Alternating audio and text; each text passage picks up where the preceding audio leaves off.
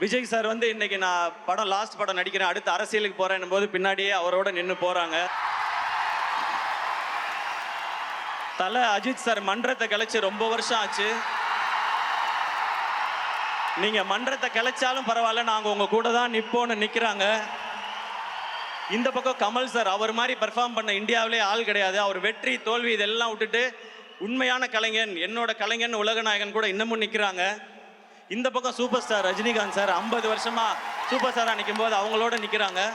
இந்த மாதிரி தான் அடுத்து இருக்க Suriya sir, Vikram sir, Simbu sir, Dhanush sir, இவங்க எல்லாருக்கும் ரசிகர்கள் இருக்கிறாங்க. அப்படி போய் அவங்க ரசிகர்களை நம்ம எடுத்துக்க முடியாது. நம்ம ரசிகர்களை சம்பாதிக்கணும். என்னோட ஸ்ட்ரென்த்துக்கு நான் ஏதோ ஒரு 13 வருஷம் போராடி விழுந்து எந்திரிச்சு கஷ்டப்பட்டு நான் கொஞ்சம் பேரை சம்பாரிச்சிருக்கேன் இங்க.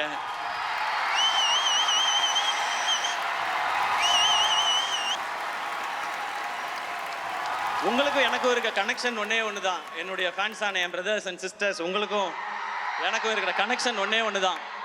நான் நல்லா இருக்கணும், என் குடும்பம் நல்லா இருக்கணும், நான் ஜெயிக்கணும்னு நீங்கள் நினைக்கிறீங்க, அதே தான் நானும் நினைக்கிறேன். நீங்கள் நல்லா இருக்கணும், உங்கள் குடும்பம் நல்லா இருக்கணும், நீங்களும் வாழ்க்கையில் ஜெயிக்கணும்னு நான் நினைக்கிறேன். இவ்வளோதான் நமக்குள்ளே இருக்க பாண்டிங்.